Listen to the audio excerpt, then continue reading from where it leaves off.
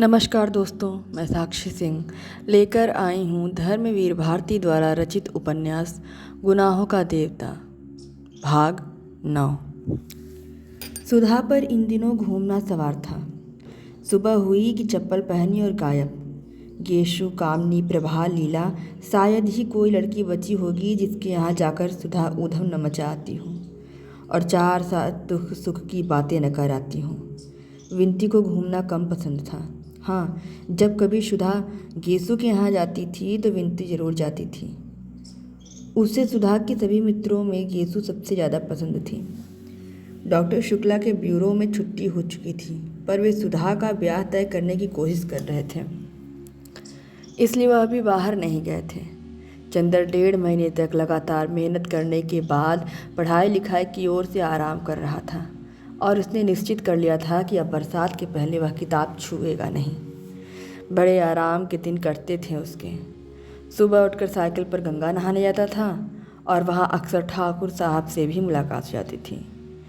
Doctor Shukla ने कई दफ़े इरादा किया कि वे गंगा जी चला करें, लेकिन एक तो उनसे दिन में काम नहीं होता था, शाम को घूमते और सुबह उठकर किताब लिखते थे। एक दिन सुबह लिख रहे थे कि चंदर आया और उनके पैर छूकर बोला, प्रांतीय सरकार का वह पुरस्कार कल शाम को आ गया। कौन सा? वह जो उत्तर प्रांत में माता और शिशुओं की मृत्यु संख्या पर मैंने निबंध लिखा था, उसी पर। तो क्या पदक आ गया? डॉक्टर शुक्ला ने कहा। जी। अपनी जेब में से एक मखमली डिब्बा निकालकर चंदन ने दे दिया। पदक बहुत सुंदर था, जगमगाता हुआ स्वर्ण पदक जिसमें प्रांतीय राज्य मुद्रा अंकित थी। ईश्वर तुम्हें बहुत यशस्वी करे जीवन में। डॉक्टर शुक्ला ने उस पदक को उसकी कमीज में अपने हाथों से लगा दिया। जाओ अंदर सुधा को दिखाओ। चंदर जाने लगा तो डॉक्टर साहब ने बुलाया, अच्छा अब सुधा की शादी का इंतजाम करना है। हमसे तो कुछ हो नहीं रहा, तुम्ही को सब करना होगा। और सुनो, जेठ दशहरा को लड़के का भाई और माँ देखने आ रही हैं और बहन भी आएंगी गांव से। अच्छा। चंदर बैठ गया कुर्सी पर और बोला, कहाँ है लड़का? क्या करता है? लड़का शाहजहाँपुर में है, घर के जमींदार हैं ये लोग। लड़का MA है और अच्छे विचारों का है। उसने लिखा है कि सिर्फ 10 आदमी बारात में आएंगे, 1 दिन रुकेंगे, संस्कार के बाद चले जाएंगे। शिवा लड़की के गहने कपड़े और लड़के के गहने कपड़ों के और कुछ भी स्वीकार नहीं करेंगे। अच्छा, ब्राह्मणों में तो ऐसा कुल नहीं मिलेगा। तभी तो सुधा की किस्मत है, वरना तुम विनती के ससुर को तो देख ही चुके हो। अच्छा जाओ सुधा से मिलाओ। वह सुधा के कमरे में गया था, सुधा थी ही नहीं। वह आंगन में आया, देखा महाराजिन खाना बना रही है और विनती बरामदे में बुरादी की अंगीठी पर पकौड़ियाँ बना रही है। आइए, विनती बोली। दीदी तो गई है केसु को बुलाने, आज केसु की दावत है। पीढ़ी पे बैठिएगा, लीजिए। एक पीढ़ा चंदर की ओर विनती ने खिसका दिया। चंदर बैठ गया। विनती ने उसके हाथ में मखमली डिब्बा देखा तो पूछा, यह क्या लाए? कुछ दीदी के लिए है क्या? यह तो अंगूठी मालूम पड़ती है। अंगूठी? वह क्या दाल में मिला के खाएगी? जंगली कहीं की, उसे क्या तमीज है अंगूठी पहनने की? हमारी दीदी के लिए ऐसी बात की तो अच्छा नहीं होगा। हाँ, उसे विनती ने इस तरह से गर्दन टेढ़ी करके आंखें रुलाते हुए धमकाया।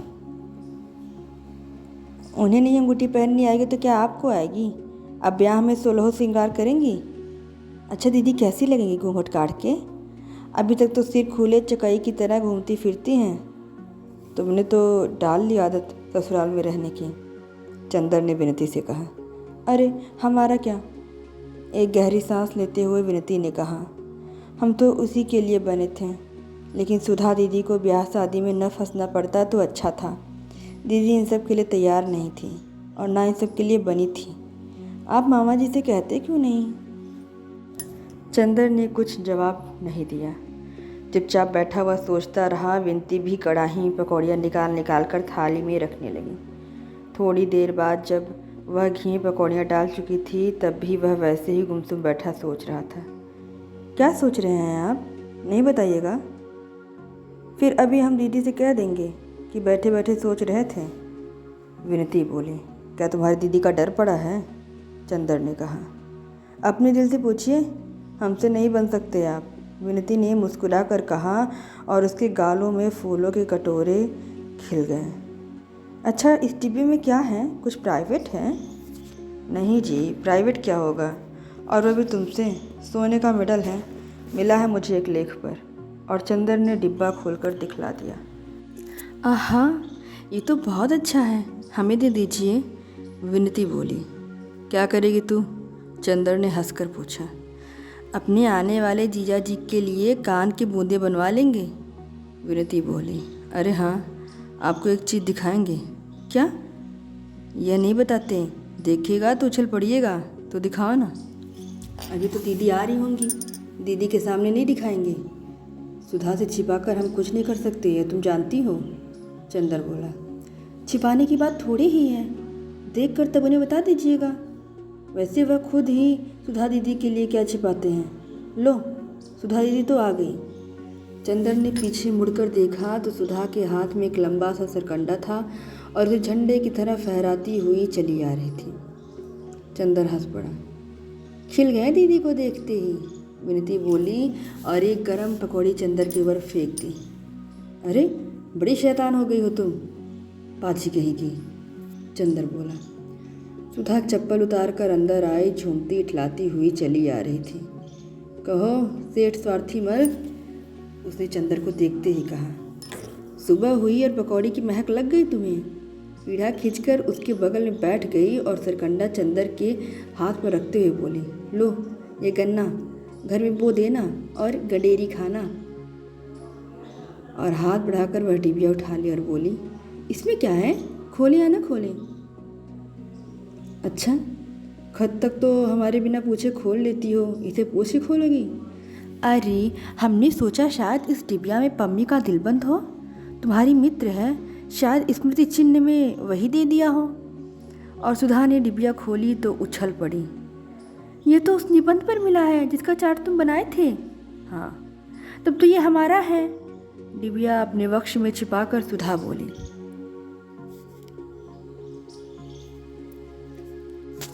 तुम्हारा ही तो है, मैं अपना कब कहता हूँ, चंदर ने कहा। लगाकर देखें? और उठकर सुधा चल दी। विनती, 2 पकौड़ी तो दो। और 2 पकौड़ियाँ लेकर के खाते हुए चंदर सुधा के कमरे में गया।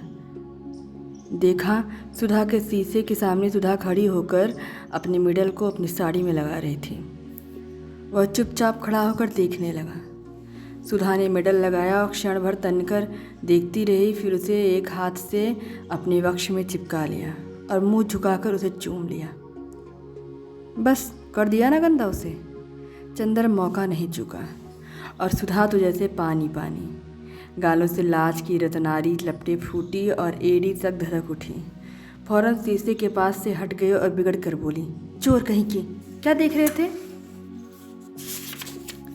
विनती इतने में तस्तरी में पकौड़ी रख कर ले आई। सुधा ने झट से मेडल उतार दिया और बोली, लो रखो सहेज कर। क्यों, पहने रहो ना। ना बाबा, पराई चीज अभी खो जाए तो डांट भरना पड़े। और मेडल चंदर की गोद में रख दिया। विनती ने धीमे से कहा, या मुरली मुरली धर की अधरा न धरी अधरा न धरूंगी। चंदर और सुधा दोनों झेप गए। लो, गेसु आ गई। सुधा की जान में जान आ गई। चंदर ने विनती का कान पकड़कर कहा, बहुत उल्टा सीधा बोलने लगी है। विनती ने कान छुड़ाते हुए कहा, कोई झूठ थोड़ी ही कहती हूँ। चुपचाप चंदर सुधा के कमरे में पकौड़ियाँ खाता रहा। बगल के कमरे में सुधा, गेसु, फूल और हसरत बैठे बातें कर रहे थे। विनती उन लोगों का नाश्ता ले जाकर दे रही थी। उस कमरे में नाश्ता पहुंचाकर विनती एक गिलास में पानी लेकर चंदर के पास आई और पानी रखकर बोली, अभी हलवा ला रही हूँ, जाना मत। और पल भर में तस्तरी में हलवा रखकर ले आई। अब मैं चल रहा हूँ, चंदर ने कहा। बैठो, अभी हम एक चीज़ दिखाएंगे, जरा गीसू से बात कराएं। विनती बड़े भोले स्वर में बोली। आइए हसरत मियाँ। और पल भर में नन्हे मुन्ने से 6 वर्ष के हसरत मियाँ तंजेब का कुर्ता और चूड़ीदार पायजामे पर पीले रेशम की जैकेट पहने कमरे में खरगोश की तरह उछल आए। आधा बर्स बड़े तमीज़ से उन्होंने चंदर को सलाम किया। चंदर ने उसे गोद में उठाकर पास बिठा लिया। लो हलवा खाओ हसरत। हसरत ने सिर हिला दिया और बोला, गेसू ने कहा था चाकर चंदर भाई से हमारा आदाब कहना और कुछ खाना मत, हम खाएंगे नहीं। चंदर बोला, हमारा भी नमस्ते कह दो उनसे जाकर। हसरत उठ खड़ा हुआ, हम कह आए। फिर मुड़कर बोला, आप तब तक हलवा ख़त्म कर देंगे? चंदर हंस पड़ा, नहीं तुम्हारा इंतज़ार करेंगे, जाओ। हसरत सिर हिलाता हुआ चला गया। इतने में सुधा आई और बोली, गेसू की गज़ल सुनो यहाँ बैठकर, आवाज़ आ रही है ना? फूल भी आई है, इसलिए गेसू तुम्हारे सामने नहीं आएगी, वरना फूल अम्मी जान से शिकायत कर देगी। लेकिन मैं तुमसे मिलने को बहुत इच्छुक है। अच्छा यहीं से सुनना बैठे बैठे। सुधा चली गई। गेसू ने गाना शुरू किया, बहुत महीन पतली लेकिन बेहद मीठी आवाज़ में, जिसमें कसक और नशा दोनों घुले मिले थे। चंदर एक तकिया टेक कर बैठ गया और उनिंदा सा सुनने लगा। गज़ल खत्म होते ही सुधा भाग कर आई, कहो सुन लिया ना? और उसके पीछे पीछे आया हसरत और सुधा के पैरों में लिपट कर बोला, सुधा हम हलवा का नहीं खाएंगे। सुधा हंस पड़ी, पागल कहीं का, लिखा। और उसके मुंह में हलवा ठूस दिया। हसरत को गोद में लेकर वह चंदर के पास बैठ गई और गेसू के बारे में बताने लगी। गेसू गर्मियाँ बिताने नैनीताल जा रही है, वहीं अख्तर की अम्मी भी आएंगी और मंगनी की रस्म वहीं पूरी होगी। अब वहीं पढ़ेगी नहीं, जुलाई तक उसका निकाह हो जाएगा। कल रात की गाड़ी से जा रहे हैं ये लोग, वगैरह वगैरह। विनती बैठी बैठी गेसू और फूल से बातें करती रही। थोड़ी देर बाद सुधा उठकर चली गई। तुम जाना मत, आज ही खाना खाना, मैं विनती को तुम्हारे पास भेज रही हूँ, उससे बातें करते रहना। थोड़ी देर बाद विनती आई। उसके हाथ में कुछ था जिसे वह अपने आंचल से छिपाए हुए थी। आई और बोली, अब दीदी नहीं है, जल्दी से देख लीजिए। क्या है? चंदर ने ताज्जुब से पूछा। जीजा जी की फ़ोटो, विनती ने मुस्कुरा कर कहा और एक छोटी सी बहुत कलात्मक फ़ोटो चंदर के हाथ में रख दी। अरे ये तो मिश्र हैं, कॉमरेड कैलाश मिश्र। और चंदर के दिमाग में बरेली की बातें, लाठी चार्ज, सभी कुछ घूम गया। चंदर के मन में इस वक्त जाने कैसा सा लग रहा था। बड़ी अचरज होती, कभी एक संतोष होता कि चलो सुधा के भाग्य की रेखा उसे अच्छी जगह ले गई। फिर कभी सोचता कि मिश्र इतना विचित्र स्वभाव का है, सुधा की उससे निभेगी या नहीं। फिर सोचता नहीं, सुधा भाग्यवान है, इतना अच्छा लड़का मिलना मुश्किल था। आप इन्हें जानते हैं? विनती ने पूछा। हाँ, सुधा भी उन्हें नाम से जानती है, शक्ल से नहीं, लेकिन अच्छा लड़का है, बहुत अच्छा। चंदर ने गहरी सांस लेकर कहा और फिर चुप हो गया। विनती बोली, क्या सोच रहे हैं आप? कुछ नहीं। पलकों में आए हुए आंसू रोककर और होठों पर मुस्कान लाने की कोशिश करते हुए बोला, मैं सोच रहा हूँ आज कितना संतोष है मुझे, कितनी खुशी है मुझे कि सुधा एक ऐसे घर जा रही है जो इतना अच्छा है, ऐसे लड़के के साथ जा रही जो इतना ऊंचा। कहते कहते चंदर की आंख भर आई। विनती चंदर के पास खड़ी होकर बोली, छी चंदर बाबू, आपकी आंखों में आंसू, यह तो अच्छा नहीं लगता। जितनी पवित्रता और ऊंचाई से आपने सुधा के साथ निबाह किया है, यह तो शायद देवता भी नहीं कर पाते। और दीदी ने आपको जैसा निश्चल प्यार दिया है, उसको पाकर तो आदमी स्वर्ग से भी ऊंचा उठ जाता है, फौलाद से भी ज़्यादा ताकतवर हो जाता है। फिर आज इतने शुभ अवसर पर आप में कमजोरी कहाँ से? हमें तो बड़ी शर्म लग रही है। आज तक दीदी तो दूर, हम तक को आप पर गर्व था। अच्छा मैं फ़ोटो रख तो आऊँ, वरना दीदी आ जाएंगी। विनती ने फ़ोटो ली और चली गई। विनती जब लौटी तो देखा चंदर स्वस्थ था। विनती की ओर क्षण भर चंदर ने देखा और कहा, मैं इसलिए नहीं रोया था विनती, मुझे यह लगा कि यह कैसा लगेगा। खैर जाने दो, एक दिन तो ऐसा होता ही है ना, सहना पड़ेगा। विनती बोली, हाँ सो तो है। अच्छा विनती, सुधा ने फ़ोटो देखी है? चंदर ने पूछा। अभी नहीं, असल में मामा जी ने मुझसे कहा था कि यह फ़ोटो दिखा दे सुधा को, लेकिन मेरी हिम्मत नहीं पड़ी। मैंने उनसे कह दिया कि चंदर आएंगे तो दिखा देंगे। आप जब ठीक समझे तो दिखा दे, जेठ दशहरा अगले मंगल को ही है, विनती ने कहा। अच्छा, एक गहरी सांस लेकर चंदर बोला। विनती थोड़ी देर तक चंदर की ओर एकटक देखती रही। चंदर ने उससे निगाह चुरा ली और बोला, क्या देख रही हो विनती? देख रही हूँ कि आपकी पलकें झपकती हैं या नहीं।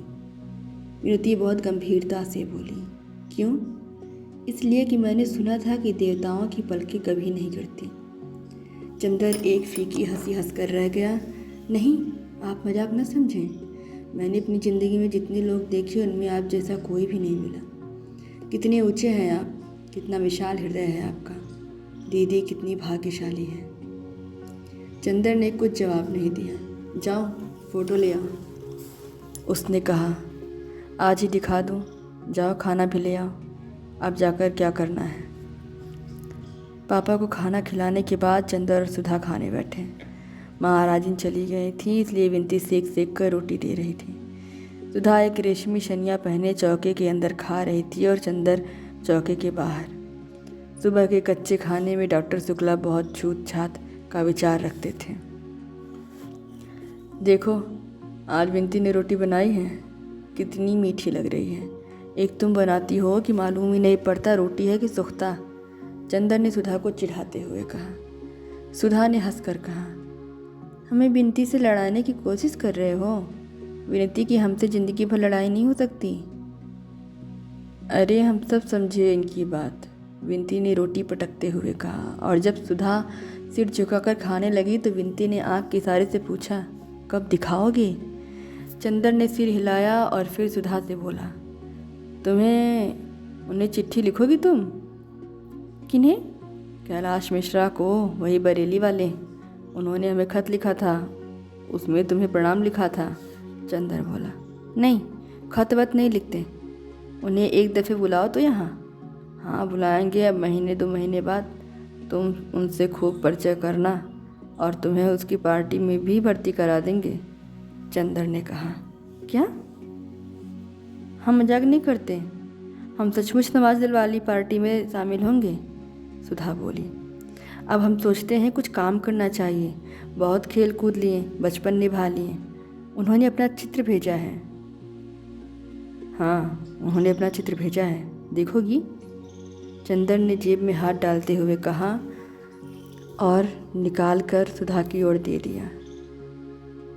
फिर कहा, पहले बताओ हमें क्या इनाम दोगी? बहुत मुश्किल से भेजा उन्होंने चित्र, चंदर ने कहा। इनाम देंगे इन्हें, सुधा बोली और झट से झपट कर चित्र छीन लिया। अरे छू लिया चौके में, विनती ने दबी जबान से कहा। सुधा ने थाली छोड़ दी, अब छू गई थी तो वह अब खा नहीं सकती थी। अच्छी फ़ोटो देखी दीदी, सामने की थाली छूट गई, विनती ने कहा। सुधा ने हाथ धोकर आंचल के छोर से पकड़कर फ़ोटो देखी और बोली, चंदर सचमुच देखो कितने अच्छे लग रहे हैं, कितना तेज है चेहरे पर, और माथा देखो कितना ऊंचा है। सुधा फ़ोटो देखते हुए बोली, अच्छी लगी फ़ोटो? पसंद है? चंदर ने बहुत गंभीरता से पूछा। हाँ हाँ, और समाजवादियों की तरह नहीं लगते ये, सुधा बोली। अच्छा सुधा, यहाँ आओ। और चंदर के साथ सुधा अपने कमरे में जाकर पलंग पर बैठ गई। चंदर उसके पास बैठ गया और उसका हाथ अपने हाथ में लेकर उसकी अंगूठी घुमाते हुए बोला, सुधा एक बात कहें, मानोगी? क्या? सुधा ने बहुत दुलार और भोलेपन से पूछा। पहले बता कि मानेगी, चंदर ने उसकी अंगूठी की ओर एकटक देखते हुए कहा। फिर हमने कभी तुम्हारी कोई बात टाली है? क्या बात है? तुम मानोगी चाहे कुछ भी हो। हाँ हाँ कह तो दिया, अब कौन सी तुम्हारी बात है जो सुधा नहीं मान सकती? आँखों में वाड़ी में अंग अंग से सुधा के आत्मसमर्पण झलक रहा था। फिर अपनी बात पर कायम रहना सुधा। देखो, उसने सुधा की उंगलियां अपने पलकों से लगाते हुए कहा, सुधी, मेरी सुधी, तुम उस लड़के से ब्याह कर लो। क्या? सुधा चोट खाई नागिन की तरह तड़प उठी। इस लड़के से? यही शक्ल है इसकी हमसे ब्याह करने की? चंदर, हम ऐसा मजाक ना पसंद करते हैं, समझे कि नहीं? इसलिए बड़े प्यार से बुला लाए, बड़ा दुलार कर रहे थे। तुम अभी वादा कर चुकी हो, चंदर ने बहुत अजीजी से कहा। वादा? कैसा? तुम कब अपने वादे निभाते हो? और फिर यह धोखा देकर वादा कराना क्या? हिम्मत थी तो साफ साफ कहते हमसे। हमारे मन में आता तो कहते, हमें इस तरह से बात कर क्यों बलिदान चढ़ा रहे हो? और सुधा हमारे गुस्से गए रोने लगी। चंदर अस्तब्ध। उसने इस दृश्य की कल्पना ही नहीं की थी। वह क्षण भर खड़ा रहा। वह क्या कहे सुधा से, कुछ समझ में ही नहीं आता था। वह गया और रोती हुई सुधा के कंधे पर हाथ रख दिया। हटो उधर से। सुधा ने बहुत रुखाई से हाथ हटा दिया और आंचल से सिर ढकती हुई बोली, मैं ब्याह नहीं करूँगी, कभी नहीं करूँगी, किसी से नहीं करूँगी। तुम सभी लोगों ने मिलकर मुझे मार डालने की ठानी है, तो मैं अभी सिर पटक कर मर जाऊँगी। और मारे तैश के सचमुच सुधा ने अपना सिर दीवार पर पटक दिया। अरे! दौड़कर चंदर ने सुधा को पकड़ लिया, मगर सुधा ने गरज कर कहा, दूर हटो चंदर, छूना मत मुझे। और जैसे उसमें जाने कहाँ की ताकत आ गई है, उसने अपने आप को छुड़ा दिया। चंदर ने दबी जबान से कहा, छी सुधा, यह तुमसे उम्मीद नहीं थी मुझे। यह भावुकता तुम्हें शोभा नहीं देती। बातें कैसी कर रही हो तुम? हम वही चंदर है ना? हाँ, वही चंदर हो। और तभी तो इस सारी दुनिया में तुम ही एक रह गए हो मुझे फ़ोटो दिखाकर पसंद कराने को। सुधा सिसक सिसक कर रोने लगी। पापा ने भी धोखा दे दिया। हमें पापा से यह उम्मीद नहीं थी। पगली, कौन अपनी लड़की को हमेशा अपने पास रख पाया है? चंदर बोला। चुप रहो, हमें तुम्हारी बोली जहर लगती है।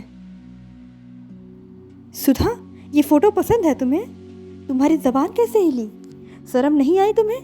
हम कितना मानते थे पापा को, कितना चाहते थे तुमको। हमें यह नहीं मालूम था कि तुम लोग ऐसा करोगे। थोड़ी देर चुपचाप सिसकती रही सुधा और फिर धड़क कर उठी। कहाँ है वो फ़ोटो? लाओ, अभी मैं जाऊँगी पापा के पास। मैं कहूँगी उनसे, मैं इस लड़के को पसंद करती हूँ, वो बहुत अच्छा लड़का है, बहुत सुंदर है, लेकिन मैं उससे शादी नहीं करूँगी। मैं किसी से शादी नहीं करूँगी, झूठी है बात। और उठकर पापा के कमरे की ओर जाने लगी। खबरदार जो कदम बढ़ाया, चंदर ने डांट कर कहा। बैठो इधर। मैं नहीं रुकूंगी। सुधा ने अकड़ कर कहा। नहीं रुकोगी? नहीं रुकूंगी। और चंदर का हाथ तैस में उठा और एक भरपूर तमाचा सुधा के गाल पर पड़ा। सुधा के गाल पर नीली उंगलियां उपट आईं। वह अस्तब्ध, जैसे पत्थर बन गई हो। आँख में आंसू जम गए, पलकों में निगाहें जम गई, होठों में आवाज़ें जम गई और सीने में सिसकियाँ जम गई। चंदर ने एक बार सुधा की ओर देखा और कुर्सी पर जैसे गिर पड़ा और सिर पटक कर बैठ गया। सुधा कुर्सी के पास ज़मीन पर बैठ गई। चंदर ने घुटनों पर सर रख दिया। बड़ी भारी आवाज़ में सुधा बोली, चंदर, देखें, तुम्हारे हाथ में चोट तो नहीं आई? चंदर ने सुधा की ओर देखा, एक ऐसी निगाह जिसमें कब्र मुंह फाड़कर जमुहाई ले रही थी। सुधा एकाएक फिर सिसक पड़ी और चंदर के पैरों पर सिर रखकर बोली, चंदर, सचमुच मुझे अपने आश्रय से निकाल कर ही मानोगे? चंदर, मजाक की बात दूसरी है, जिंदगी में तो दुश्मनी मत निकाला करो। चंदर एक गहरी सांस लेकर चुप हो गया और सिर थाम कर बैठ गया। 5 मिनट बीत गए।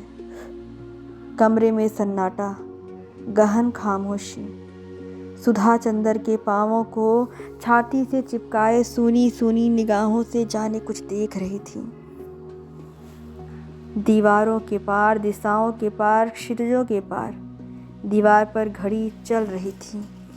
टिक टिक। चंदर ने सिर उठाया और कहा, सुधा, हमारी तरफ देखो। सुधा ने सिर ऊपर उठाया। चंदर बोला, सुधा, तुम हमें जाने क्या समझ रही होगी, लेकिन अगर तुम समझ पाती कि मैं क्या सोचता हूँ, क्या समझता हूँ। सुधा कुछ नहीं बोली। चंदर कहता गया, मैं तुम्हारे मन को समझता हूँ सुधा, तुम्हारे मन ने जो तुमसे नहीं कहा वो मुझसे कह दिया था। लेकिन सुधा, हम दोनों एक दूसरे की ज़िंदगी में क्या इसलिए आए कि एक दूसरे को कमज़ोर बना दें? या हम लोगों ने स्वर्ग की ऊंचाइयां एक साथ बैठकर आत्मा का संगीत सुना सिर्फ इसलिए कि उसे अपने ब्याह की सहनाई में बदल दें? गलत मत समझो चंदर, मैं गेसू नहीं कि अख्तर से ब्याह के सपने देखूं और न तुम ही अख्तर हो। चंदर, मैं जानती हूँ कि मैं तुम्हारे लिए राखी के सूत से भी ज़्यादा पवित्र रही हूँ, लेकिन मैं जैसी हूँ मुझे वैसी ही क्यों नहीं रहने देते? मैं किसी से शादी नहीं करूँगी, मैं पापा के पास रहूँगी। शादी को मेरा मन नहीं कहता, मैं क्यों करूँ? तुम गुस्सा मत हो, दुखी मत हो। तुम आज्ञा दोगी तो मैं कुछ भी कर सकती हूँ, लेकिन हत्या करने से पहले यह तो देख लो कि मेरे हृदय में क्या है। सुधा ने चंदर के पाँवों को अपने हृदय से और भी दबाकर कहा, सुधा, तुम एक बात सोचो, अगर तुम सबका प्यार बटोरती चलती हो तो कुछ जिम्मेदारी तुम्हारी भी है या नहीं? पापा ने आज तक तुम्हें किस तरह पाला? अब क्या तुम्हारा यह फर्ज है कि तुम उनकी बात को ठुकराओ? और एक बात और सोचो, हम पर कुछ विश्वास करके ही उन्होंने कहा है कि मैं फ़ोटो पसंद कराऊं तुम्हें। अगर तुम इनकार कर देती हो तो एक तरफ पापा को तुमसे धक्का पहुंचेगा, दूसरी तरफ मेरे प्रति उनके विश्वास को कितनी चोट लगेगी। हम उन्हें क्या मुंह दिखाने लायक रहेंगे भला? तो तुम क्या चाहती हो? महज अपनी थोड़ी सी भावुकता के पीछे सभी की ज़िंदगी चौपट करने के लिए तैयार हो? यह तुम्हें शोभा नहीं देता है। क्या कहेंगे पापा कि चंदर ने अभी तक तुम्हें यही सिखाया था? हम लोग क्या कहेंगे बताओ? आज तुम शादी न करो, उसके बाद पापा हमेशा के लिए दुखी रहा करें और दुनिया हमें कहा करे, तब तुम्हें अच्छा लगेगा? नहीं, सुधा ने भर्राए हुए गले से कहा। तब और फिर एक और बात है न सुधी, सोने की पहचान आग में होती है, लपटों में। अगर उसमें और निखार आए तब वो सच्चा सोना है। सचमुच मैंने तुम्हारे व्यक्तित्व को बनाया है या तुमने मेरे व्यक्तित्व को बनाया है, यह तो तभी मालूम होगा जबकि हम लोग कठिनाइयों से, वेदनाओं से, संघर्षों से खेलें और बाद में विजयी हों। और तभी मालूम होगा कि सचमुच मैंने तुम्हारे जीवन में प्रकाश और बल दिया था। अगर सदा तुम मेरी बाहों की सीमा में रही और मैं तुम्हारी पलकों की छाँव में रहा और बाहर के संघर्षों से हम लोग डरते रहे तो कायरता है। और मुझे अच्छा लगेगा कि दुनिया कहे कि मेरी सुधा, जिस पर मुझे नाज था, वह कायर है। बोलो, तुम कायर कहलाना पसंद करोगी? हाँ। सुधा ने फिर चंदर के घुटनों में मुंह छिपा लिया। क्या? ये मैं सुधा के मुंह से सुन रहा हूँ? छी पगली, अभी तक तेरी निगाहों ने मेरे प्राणों में अमृत भरा है और मेरी सांसों ने तेरे पंखों में तूफान की तेजी। और तुम्हें तो आज खुश होना चाहिए कि अब सामने जो रास्ता है उससे हम दो लोगों को यह सिद्ध करने का अवसर मिलेगा कि सचमुच हम लोगों ने एक दूसरे को ऊंचाई और पवित्रता दी है। मैंने आज तक तुम्हारी सहायता पर विश्वास किया था, आज क्या तुम मेरा विश्वास तोड़ दोगी? सुधा, इतनी क्रूर क्यों हो रही हो आज तुम साधारण लड़की नहीं हो, तुम ध्रुव तारा से ज़्यादा प्रकाशमान हो। तुम यह क्यों चाहती हो कि दुनिया कहे सुधा भी एक साधारण सी भावुक लड़की थी? और आज मैं अपने कान से सुनूं। बोलो सुधी। चंदर ने सुधा के सिर पर हाथ रखकर कहा। सुधा ने आंखें उठाई, बड़ी कातर निगाहों से चंदर की ओर देखा और सिर झुका लिया। सुधा के सिर पर हाथ फेरते हुए चंदर बोला, सुधा, मैं जानता हूँ मैं तुम पर शायद बहुत सख्ती कर रहा हूँ, लेकिन तुम्हारे सिवा और कौन है मेरा? बताओ, तुम ही पर अपना अधिकार भी आजमा सकता हूँ। विश्वास करो मुझ पर सुधा, जीवन में अलगाव, दूरी, दुख और पीड़ा आदमी को महान बना सकती है। भावुकता और सुख हमें ऊंचे नहीं उठाते। बताओ सुधा, तुम्हें क्या पसंद है? मैं ऊंचा उठूं तुम्हारे विश्वास के सहारे, तुम ऊंची उठो मेरे विश्वास के सहारे। इससे अच्छा और क्या है सुधा? चाहो तो मेरे जीवन को एक पवित्र साधन बना दो, चाहो तो एक छिछली अनुभूति। सुधा ने एक गहरी सांस ली, क्षण भर घड़ी की ओर देखा और बोली, इतनी जल्दी क्या है विचंदर? तुम जो कहोगे मैं कर लूंगी। और फिर वह सिसकने लगी। लेकिन इतनी जल्दी क्या है? अभी मुझे पढ़ लेने दो। नहीं, इतना अच्छा लड़का फिर नहीं मिलेगा, और इस लड़के के साथ तुम वहाँ भी पढ़ सकती हो। मैं जानता हूँ उसे, वह देवताओं सा निश्चल है। बोलो, मैं पापा से कह दूँ कि तुम्हें पसंद है? सुधा कुछ नहीं बोली। मौन का मतलब हाँ है ना? चंदर ने पूछा। सुधा ने कुछ नहीं कहा, झुककर चंदर के पैरों को अपने होठों से छू लिया और पलकों से 2 आंसू चू पड़े। चंदर ने सुधा को उठा लिया और उसके माथे पर हाथ रखकर कहा, ईश्वर तुम्हारी आत्मा को सदा ऊंचा बनाएगा सुधा। उसने एक गहरी सांस लेकर कहा, मुझे तुम पर गर्व है, और फोटो उठाकर बाहर चलने लगा। कहाँ जा रहे हो? जाओ मत। सुधा ने उसका कुर्ता पकड़कर बड़ी आजीजी से कहा, मेरे पास रहो, तबीयत घबराती है। चंदर पलंग पर बैठ गया। सुधा तकिए पर सिर रखकर लेट गई और फटी फटी पथराई आंखों से जाने क्या देखने लगी। चंदर भी चुप था, बिल्कुल खामोश। कमरे में सिर्फ घड़ी चल रही थी, टिक टिक। थोड़ी देर बाद सुधा ने चंदर के पैरों को अपने तकिए के पास खींच लिया और उसके तलवों पर होठ रखकर उसमें मुंह छिपाकर चुपचाप लेटी रही। विनती आई, सुधा हिली भी नहीं। चंदर ने देखा वह सो गई थी। विनती ने फोटो उठाकर इशारे से पूछा, मंजूर? हाँ। विनती ने बजाय खुश होने के चंदर की ओर देखकर सिर झुका लिया और चली गई। सुधा सो रही थी और चंदर के तलवों में उसकी नरम क्वारी सांसें गूंज रही थी। चंदर बैठा रहा चुपचाप। उसकी हिम्मत न पड़ी कि वह हिले और सुधा की नींद तोड़ दे। थोड़ी देर बाद सुधा ने करवट बदली तो वह उठकर आंगन के सोफे पर जाकर लेट गया और जाने क्या सोचने लगा। जब उठा तो देखा धूप ढल गई है और सुधा उसके सिरहाने बैठे उसे पंखा झल रही है। उसने सुधा की ओर एक अपराधी जैसी कातर निगाहों से देखा और सुधा ने बहुत दर्द से आंखें फेर ली और ऊंचाइयों पर आखिरी सांसें लेती हुई मरणासन्न धूप की ओर देखने लगी। चंदर उठा और सोचने लगा तो सुधा बोली, कल आओगे कि नहीं? क्यों नहीं आऊँगा? मैंने सोचा शायद अभी से दूर होना चाहते हो। एक गहरी सांस लेकर सुधा बोली और पंखे की ओट में आंसू पोंछ लिए।